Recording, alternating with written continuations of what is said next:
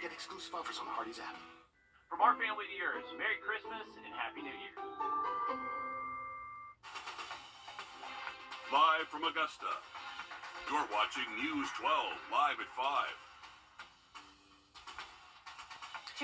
Two people are dead after a crash involving a school bus in Aiken County. It happened on Wrights Mill Road just after 12 o'clock. We're going to head straight out to Nick Veland, who's live near where that crash took place. And Nick, walk us through what we know so far with this crash. Yeah, well, this happened all around noon, pretty much right behind me at that intersection of Wrights Mill and Rushton Road. Throughout the entire afternoon, there are cones pretty much to the left of me closing that road. That road's now back open, and we'll show you some video right now of what it looked like at the scene earlier today. And again, around noon, near the intersection of Rushton and Wrights Mill, an Aiken County school bus hit a 2018 Toyota. The two people in the car died. That's according to the South Carolina Highway Patrol. Aiken County School District says that there were people inside the bus during the accident. A bus driver, bus monitor, and a middle school student. The student did go to the hospital for observation, but has been released, and the district says that all three of them will be okay, and the names of the two people that did die earlier will not be released until the coroner has notified the family members, and he told us that just around an hour ago. And again, this road, Wrights Mill, Rushton, is back open after a deadly crash this afternoon. All right, thanks for staying on top of this for us, Nick. Of course, we'll continue to follow this, bring you any more updates as we learn more. Yeah, scary situation out there in Aiken County. Thanks again, Nick. Well, we have seen a lot of sunshine across the region today. High temps did get up to 60 for most spots, but right now we are in the 50s across most of the region. You can see from Augusta to Atlanta to Charlotte, anywhere from the mid to low 50s out the door if you are stepping out soon. Here's a closer look at the CSRA. We're down to 50 in Gibson, 55 in Thompson. Up at the lake, they're currently at 58, and then currently 54 right now in Aiken. Heading into tonight, since we've seen some sunshine today, that will keep our urban surfaces a little bit warmer. So around the city, we'll likely stay in the low 30s, but away from that city environment, we likely will drop into the upper 20s. So a pretty cold night up ahead with temperatures likely below freezing for most spots. Should see beautiful weather, though, tomorrow. We're going to hang on to Sunshine Friday. High staying close to 60 over the next couple of days. Should hang on to dry weather through Saturday afternoon, but Saturday night into Sunday, we are expecting some heavy rain, some wind, and we actually have issued a first alert in anticipation of some minor impacts from that next incoming system. Right now, the system that does bring us rainfall Sunday still in the Gulf of Mexico, so it's going to continue to develop over the next several days, and until it gets closer to us, we are expecting rain-free weather. So great weather to get outside both Friday and most of our Saturday. This is jumping ahead to around 7 p.m. Saturday evening, and you can see that rain still well to our south, but starting to build in as we head to late Saturday night and Sunday. We'll have much more on this coming up in the full forecast, but let's get a quick update on your first alert traffic. And now, first alert traffic.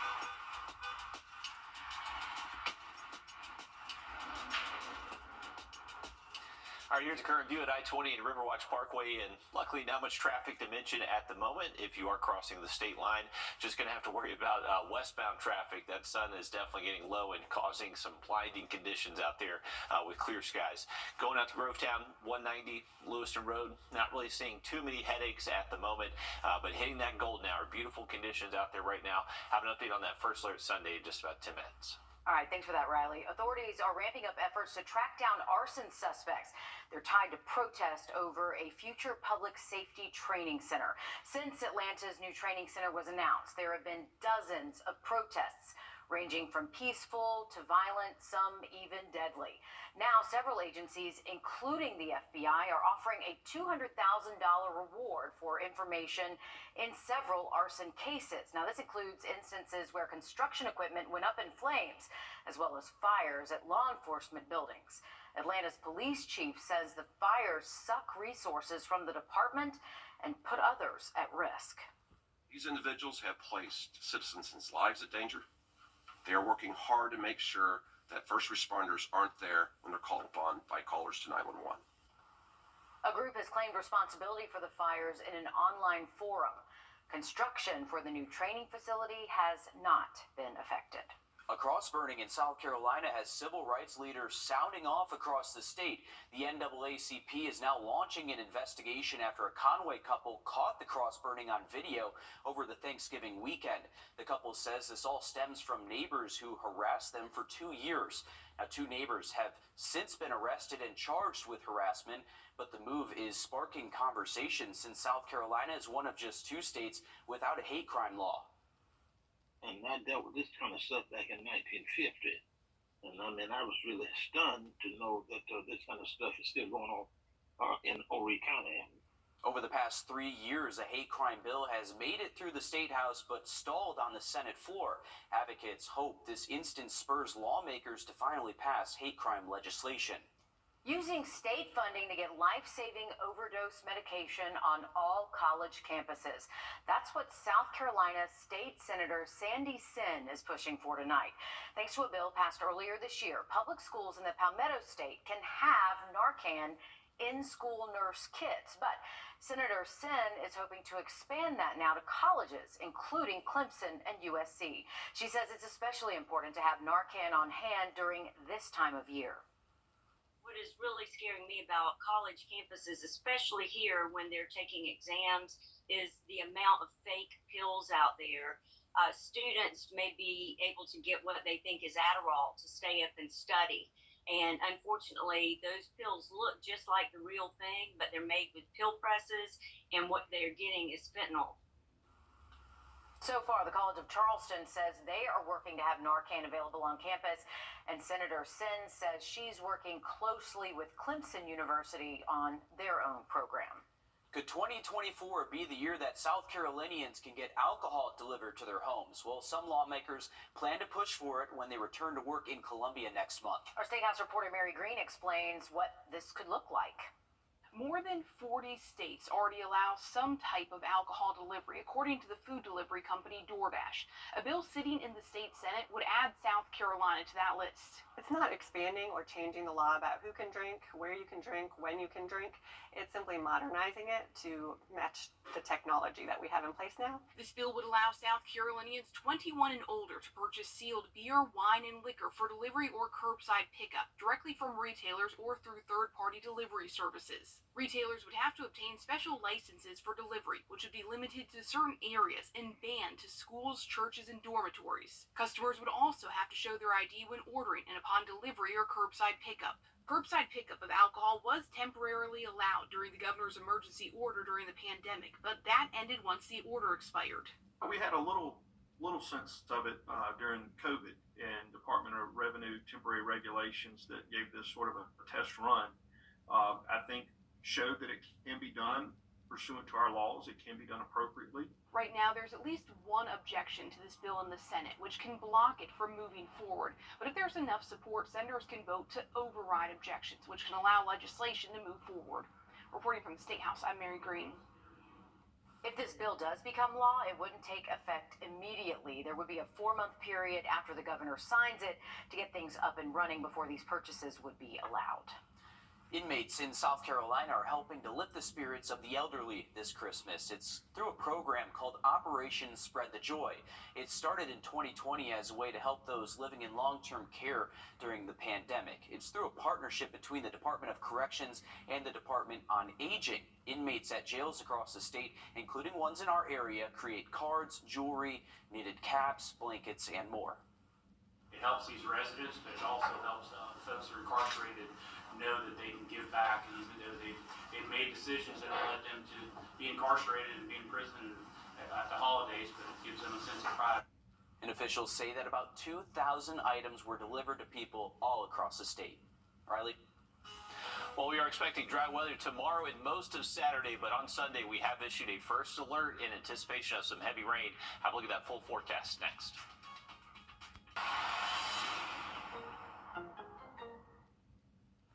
Well, Welcome back. Here's a live look down into the Savannah River from our Thermodan cam. Beautiful evening on tap. We do have a few high-level clouds moving in from the west, but going to hang on to mostly clear skies the rest of tonight.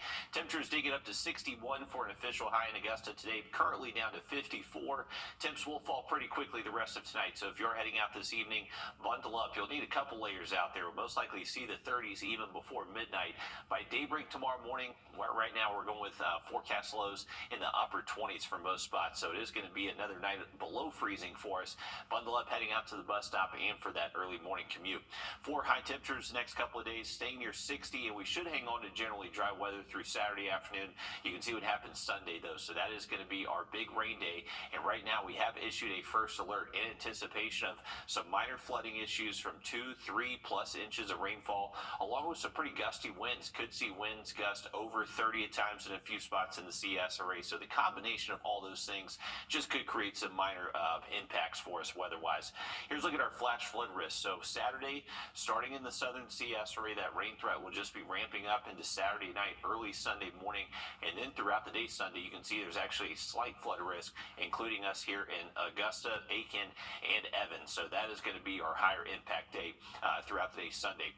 All thanks to this system well into the Gulf of Mexico, kind of near the Yucatan Peninsula. That's going to continue to develop and be picked up by our next incoming cold front, so they're just going to converge together and provide us pretty decent rain chances late into the weekend. Here's a jump ahead to Saturday afternoon. You can still see most of that rain still a good ways away from us, so if you have outdoor plans for the weekend, Saturday still looks mostly dry for us, but you can see as we head to later Saturday night, there's around 10:30 p.m. Saturday, that rain does start to move into the southern CS range, just kind of ramp up in coverage throughout the day Sunday. Right now we're forecasting this low to just kind of be centered near the Georgia coastline and work its way up the Carolina coast throughout the day Sunday, and still just being close to that center will bring that heavy rain threat throughout the day Sunday and not completely get out of here until we most likely get later into Sunday night. Rain totals have ramped up since thinking yesterday, so we are anticipating possibly 2-3 inches of rainfall for the entire region once it's all said and done with by Sunday night.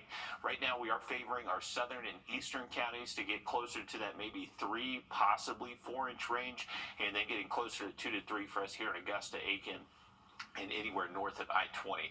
Along with the rain, we have some pretty windy conditions, so this is Saturday afternoon. You can see nothing crazy, winds gusting maybe up to 20 at times, but as that center of low pressure gets closer towards us, starting early in the morning, we'll likely see winds gusting to 20 to 30, especially in those southern counties, and then just continue to ramp up those winds into the afternoon. Now, once the center of that system is closest to us, not ruling out we see some stronger gusts. You can see our in-house model here showing maybe a 40-mile-an-hour gust for places like Allendale, Barnwell, and Bamberg. So those eastern counties definitely have the highest wind threat heading into our Sunday. But weekend temperatures not warming up too much. Low 60s Saturday, upper 50s as that rain falls on Sunday. And remember, Sunday is a first alert for us, so cannot rule out some minor flooding impacts, especially if you flood easily. The rain rates will be pretty heavy at times out there. So make sure you're staying on top of the forecast the next several days. Once we get past Sunday, back to dry weather Monday morning and staying mostly dry through next Thursday. All right, thank you, Riley. It is the most wonderful time of the year and also the busiest for our mail carriers. Millions of gifts are being sent through the United States Postal Service. And with the holiday season also comes some headaches when dealing with the post office. It's gotten to the point where Georgia lawmakers are now demanding the post office to do better. Tori Cooper explains. Sometimes you show up to the post office and they say it's open and it's not open. Georgians say they're fed up with dealing with problems plaguing their packages and mail sent through the United States Postal Service. I dropped this package off and the value of the package is like $250. I guess they didn't scan it in and it went to the warehouse and supposedly got lost. And it's every district in Georgia, it seems like. As we started reaching out to other members in the delegation here in Georgia, they were telling us they're seeing the same problems. U.S. Representative Mike Collins of Georgia's 10th Congressional District says after hearing from a number of his constituents and members of the delegation in Georgia, he realized problems with USPS are impacting the lives of thousands of taxpayers in Georgia and across the country. We've had people that have been calling and reporting things from mail missing, being stolen, irregular routes, people that just not delivering the mail regularly. So He wrote this letter to the USPS Postmaster General Louise DeJoy Wednesday. It's just a simple ask of the Postal Service. What's been going on? How are you monitoring? How are you going to fix it? Collins told USPS he wants answers to these questions by January 8th. But this isn't the first letter of concern sent to Postmaster General DeJoy from a Georgia lawmaker. In September, Senators John Ossoff and Reverend Raphael Warnock sent this letter to the postmaster in an effort to address the, quote, unsatisfactory conditions at a USPS building in Greensboro, Georgia, posing a, quote, potential safety hazard. We reached out to the USPS Postmaster General DeJoy about both letters of concern. USPS responded saying they're looking into specifics related to this matter. Georgians we spoke to say changes need to happen, especially around holiday shipment times. At least the post office being open late, and I guess more employees. And as you prepare to send out any remaining gifts through that post office, here's some important deadlines for you to know. For presents to arrive by Christmas, the final deadline for USPS Ground Advantage is Saturday the 16th.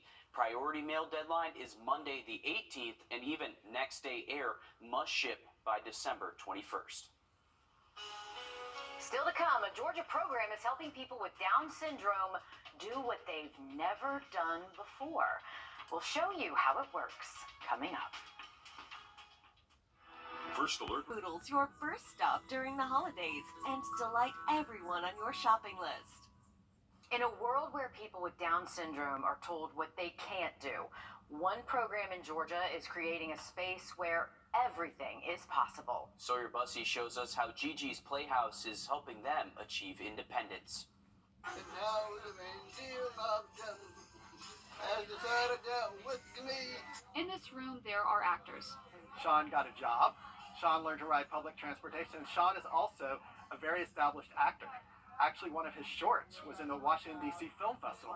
There are hardworking employees. And Zoe got her first job at McAllister's Deli and learned to ride MARTA Mobility. There are readers. Bradley has gotten a job. He's learned to live independently. And Bradley's even learned how to read. Independence is encouraged here. Because it's fun, because I like people with Down syndrome.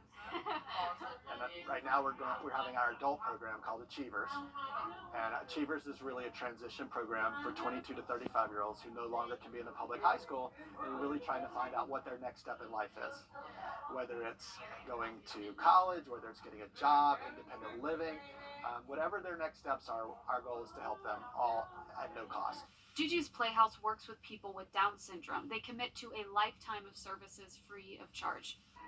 This organization thrives on volunteers, grants, donations, and partnerships.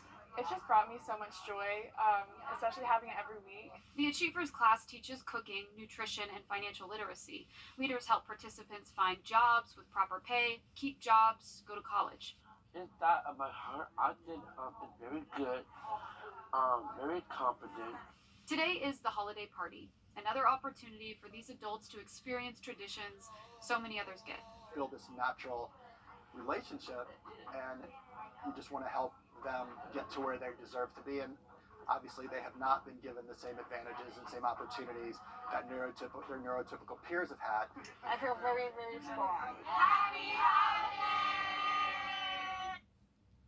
And Gigi's Playhouse has dozens of locations nationally, and with their first office in South Carolina coming soon to Charleston, the nonprofit also has a virtual playhouse with resources for families to help teach independence.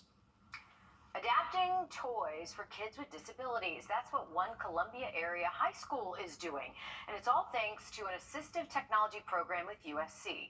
For some toys, you have to squeeze them or interact with them in a certain way to activate them. But for kids with conditions like cerebral palsy, that's not always possible. So students are learning now how to improve these toys using 3D printing to make them accessible to disabled children. This project fits the need because it helps provide that adaptive toy that the parent doesn't have to pay for, which can be hundreds of dollars. This group stockpiles these adaptive toys all year long, then gives them out during the holidays. What a great service that is for so many parents who need it. Definitely is. Love to see that this time of year. And unfortunately for the weekend, we are bringing in a pretty intense low pressure system on Sunday. So that's going to cause a big drop in our barometric pressure. So that could trigger some aches and pains across the area by Saturday. I'm going to look at that 7-day forecast just after the break. I'm attorney Ken Newton. Well, you've heard the phrase needle in a haystack, but in Athens, Georgia, some workers found one envelope in more than 3 tons of trash. It all started after one woman accidentally threw away an envelope with $500 inside meant to pay her rent. Ouch. Well, when she realized what she had done, she called the local waste management company. Remarkably, after searching for a few hours, workers were able to find her money. The only thing the workers had to go off of was that the money was in a bright green envelope. I wonder what else they found. I feel like a lot of people would throw some stuff out on accident in an envelope. Do you know if they found anything else? Do you know how many? I threw away so many retainers. Yep. Yeah, and my parents were always so mad about it because those are so expensive. That's one thing I would not want to find if I was searching Oh, for but cash. yeah. But I'm glad that they were finally able to find that. Did you ever rent throw money. anything away? On accident? Yeah. No, I don't think That you so. needed? Nothing huge. What about you, Riley? You know where people lose? Well, I can't think of a time I lost a ton of money outside of just like someone stealing a credit card or something. But y'all know where people lose a lot of money?